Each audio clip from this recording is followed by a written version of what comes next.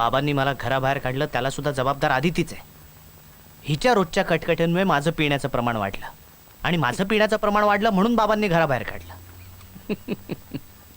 ठीक आहे यार, हे घर तुझंच आहे असं समज ना.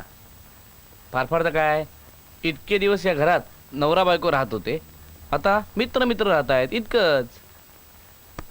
डोंट वरी. अरे हाय काय नाही काय.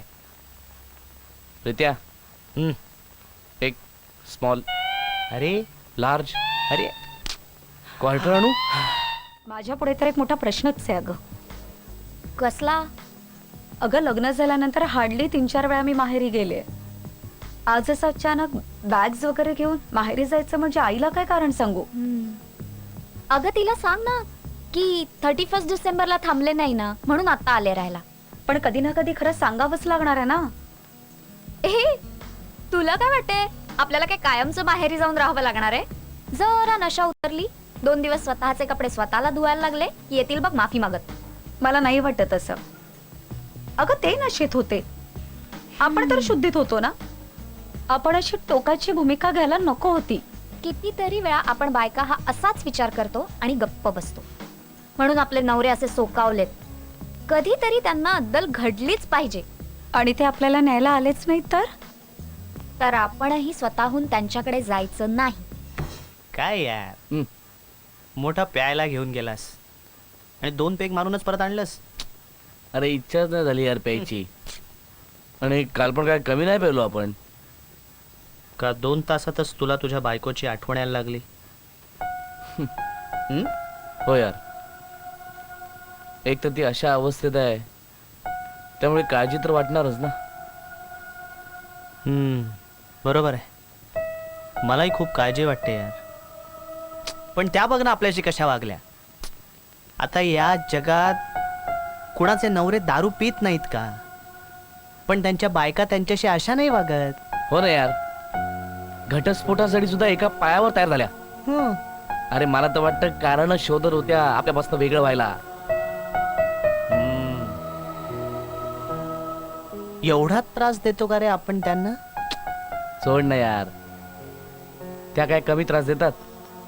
नाही झालं ते एका अर्थी बरंच झालं. मग बघूया ना त्यांच्या आया त्यांना किती दिवस पोसता.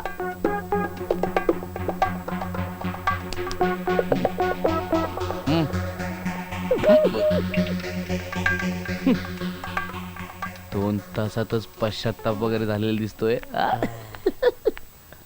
आखडून राहा जरा तू. मागू दे माफी. ओ बाई, कुणाच्या परमिशनने आत घुसताय? माझं घर आहे. अजूनही आपला घटस्फोट झालेला नाहीये, त्यामुळे कायद्यानं अजूनही या घरावर माझा हक्क आहे. अरे कायद्याची भाषा बोलते. असू दे, तरी पण आपण मागे हटायचं नाही. काही झालं तरी माग. कायद्यानं जर या घरावर माझा हक्क असला ना, तरी एक क्षणही इथे राहायची माझी इच्छा नाहीये. मी बॅग घेऊन जायला आले होते इकडे. First class. चला दे का, सुटा लवकर. हवा येऊ दे दरवाजात ना. जरा घरकाम कर 4 दिवस. भांडी घास, कपडे धु, मग कशी तुझी हवा गुल होईल ना ते सांग मला. अरे आता तर फायनल घटस्फोट बघशील तू. फायनल. तुम्हा सगळ्यांना मी अर्जंट इथे का बोलवलं असा प्रश्न तुम्हाला पडला असेल. त्याचं काय, सकाळी तुमची मुलं मला भेटून गेली. आमची मुलं? कशाला? त्यांना घटस्फोट हवाय. काय काय? हीच रिॲक्शन सकाळी माझ्या सुद्धा चेहऱ्यावर होती. पण घटस्फोट घडायचं त्यांच्यात झालं तरी काय? मी चौघांची बाजू ऐकली. अगदी कारण क्षुल्लक आहेत. मग क्षुल्लक कारणावरून त्यांनी एवढी टोकाची भूमिका का घ्यावी? नाही, त्यांची कारण आपल्या दृष्टीनं क्षुल्लक आहेत, पण त्यांच्या दृष्टीनं ती त्यांना अपमानास्पद वाटतात, मन दुखावणारे वाटतात. पण असं का? त्यांचं एकमेकांवर अतिप्रेम आहे. पण हे कारण घटस्फोटाचं कसं होऊ शकतं? अतिप्रेम असल्यामुळे ते एकमेकांना गृहीत धरतात. त्यामुळे होतं काय, एखादा जरा जरी मनाविरुद्ध वागला ते लगेच दुसऱ्याच्या मनाला लागतं. आणि दुसरा मेन प्रॉब्लेम म्हणजे इगो. आताच्या काळात पूर्वीसारखं नवराच फक्त नोकरी कामधंदा करतो असं नाही, तर त्याचबरोबर बायको सुद्धा जॉब करते, बिझनेस करते, पैसे कमवते. त्यामुळे होतं काय, नवऱ्याने आरे म्हटलं की बायको का रे म्हणते. मग आता आपण करायचं काय? अरे म्हणून तर तुम्हाला सगळ्यांना इकडे बोलवलंय मी खात्रीने सांगतो की तुमच्या मुलांनी हा निर्णय अगदी रागाच्या भरात घेतलाय. ते एकमेकांपासून दूर राहू शकत नाही, पण याची जाणीव त्यांना झाली पाहिजे, तरच त्यांचे संसार वाचतील. म्हणून मी सांगतो त्याप्रमाणे वागा. हे काय तू? अरे तासाभरापूर्वी घरी गेला होतास तू, लगेच परत आलास? आणि हे काय बॅग कसली? अरे हो हो हो, मला आत्ता येऊ दे.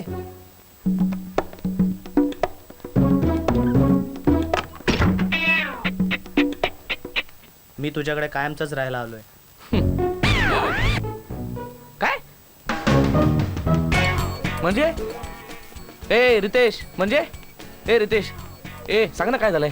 शायदा काल बायकोने डोकं खाल्लं, आज बाप डोक्यात केलंय. काय झालंय मला नीट सांगणारच का? सांगतो, सगळं सांगतो. आधी जरा फ्रेश होऊन येतो. कालपासून हेच कपडे आहेत अंगावर. शी, तरीच म्हटलं तू घरात आल्यापासून घाण वास कुठं येतोय? आता देऊ का? नाही नाही नाही, लांबून लांबून लांबून. पाया पडतोय. अरे वा वा वा वा वा वा. म्हणतात ना काय? अडला हरी. हा, गाढवाचे पाय तरी. गुड. म्हणजे मी माझे आई बाबा माझ्याशी असं वागतील असं कधी स्वप्नातही वाटलं नव्हतं ग मला. मला पण खूप राग आलाय आईचा. म्हणे परत जा, मी समजावते त्याला. अगं आत्ता जर आपण त्यांच्याकडे परत गेलो ना, तर आयुष्यभर मान खाली घालून जगावं लागेल आपल्याला. मग ग जायचं कुठे आपण? करायचं काय? राहायचं कुठे? आणि अशा अवस्थेत आपण नोकरी सुद्धा करू शकत नाही ग. आता तोच आपला पाठीराखा आहे.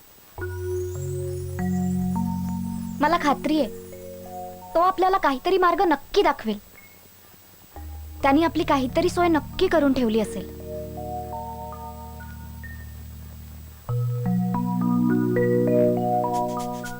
दाखवला त्याने मार्ग. मला एक आयडिया सुचलीये. काय ग? माझ्याकडे काही दागिने आहेत. ते जर का आपण विकले ना, तर आपल्याला एक 70-75 हजार नक्कीच मिळतील अगं. दागिने माझ्याकडे पण आहेत. त्याचे पण तेवढेच पैसे येतील. झालं तर मग. अगं म्हणजे 1.5 लाखात आपण एक वर्षभर कसे काढू शकतो? आपण एखादा फ्लॅट भाड्याने मिळतो का पाहू, आणि फ्लॅट मिळेपर्यंत एखाद्या स्वस्त अशा लॉजवर राहू. अगं पण फ्लॅट शोधणार कुठे आपण?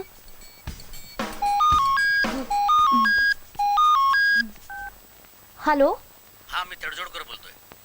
हा बोला. तडजोडकर. मला जरा तुझ्याशी आणि किशोरीशी काम होतं. तू जर ऑफिसमध्ये येशील तोपर्यंत मी किशोरीला फोन करतो. किशोरी इथे माझ्या बरोबरच बसलीये. हो? अरे वा, मग बरंच झालं. मग तुम्ही दोघे माझ्या ऑफिसमध्ये या. कशासाठी? नाही, तुमच्या केस संदर्भात थोडं बोलायचं होतं. बरं ठीक आहे, येतो आम्ही. चल किशोरी, तडजोडकरांनी आपल्याला ऑफिसमध्ये बोलवलंय, त्यांना बोलायचंय आपल्याशी. अगं पण त्यांना उद्या येतो म्हणून सांगायचं ना. आज रात्री राहायची पहिल्यांदा सोय करायला पाहिजे आपल्याला. दागिने सुद्धा विकायचे. हो ग, ठीक आहे, मी त्यांना सांगते आम्ही आता नाही येत म्हणून. एक मिनिट थांब. आपण त्यांच्याकडे जाऊया. त्यांच्या खूप ओळखी आहेत ना ग. त्यांच्या ओळखीने एखादी जागा मिळू शकेल. करेक्ट. चल चल मग जाऊया आपण. चल लवकर. बाबांनी मला घराबाहेर काढलं, त्याला सुद्धा जबाबदार आदितीच आहे. हिच्या रोजच्या कटकटींमुळे माझं पिण्याचं प्रमाण वाढलं, आणि माझं पिण्याचं प्रमाण वाढलं म्हणून बाबांनी घराबाहेर काढलं. ठीक आहे यार, हे घर तुझंच आहे असं समज ना. फार तर काय, इतके दिवस या घरात नवरा बायको राहत होते, आता मित्र मित्र राहत आहेत, इतकंच. डोंट वरी. अरे हाय काय नाही काय. प्रीत्या, एक स्मॉल, अरे लार्ज, अरे क्वार्टर आणू. अरे या या या या.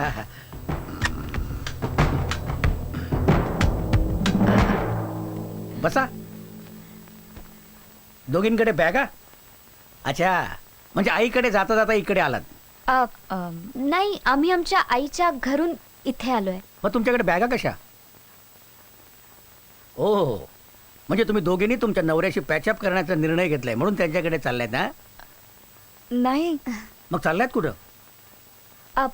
आधी तुम्ही काय बोलणार होतात ते बोलून घ्या. हा. आम्ही नंतर सांगतो. मला काय साधी चौकशीच करायची होती.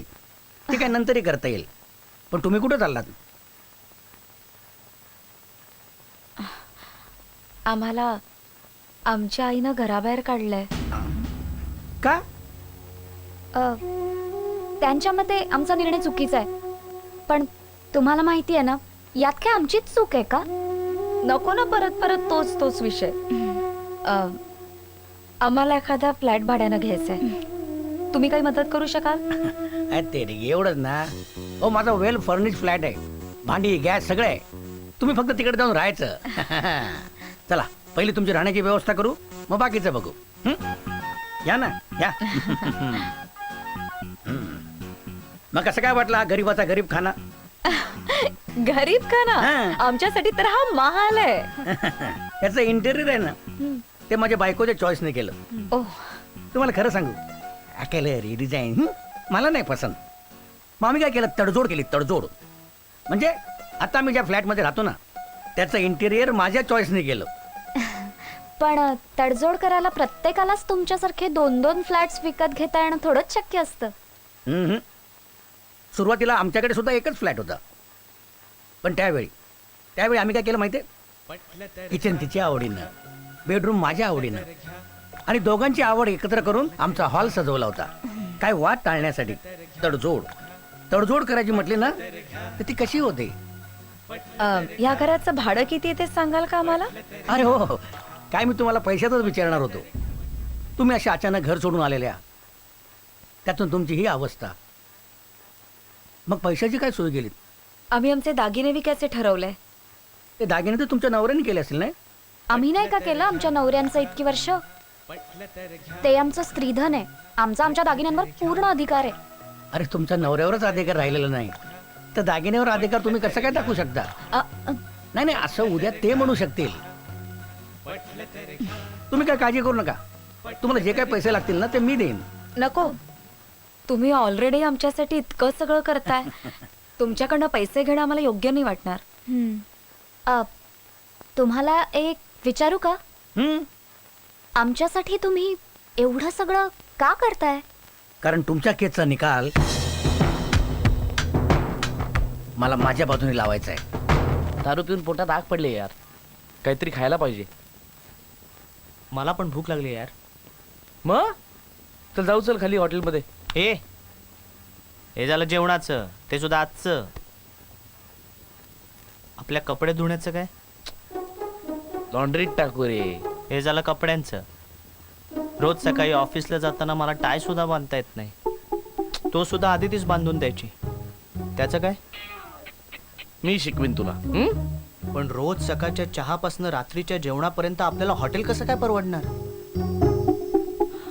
आणि लॉन्ड्री तरी कशी परवडणार रे? अरे मला एवढा चांगला पगार आहे, उपयोग काय? निम्मा पगार या घराचा हप्ता भरण्यातच जातो. बरं, थोडे हप्ते फेडून होतायत न होतायत तोपर्यंत हिनी इंटेरियर साठी लोन काढायला लावलं मला. हे सगळं ना किशोरीमुळे झालंय. नंतर मी कधी आयुष्यात लोन काढून फ्लॅट बीट घेतलाच नसता रे. मरू दे, आपण एक काम करू. ही सगळी कामं आहेत ना, आपण आपापसात वाटून घेऊ. कसं काय जमणार आपल्याला? जमेल रे, जमेल, सगळं जमेल व्यवस्थित. पाण्यात पडलं ना की माणूस हातपाय हलवतोच. सगळं व्यवस्थित जमेल, डोंट वरी. एक काम करू ना, आपण आत्तापासून सुरू करू, या क्षणापासून. हा, येस येस येस ठरलं. ठरलं. जा माझ्याकरता चहा आण, जा. येस. हा ये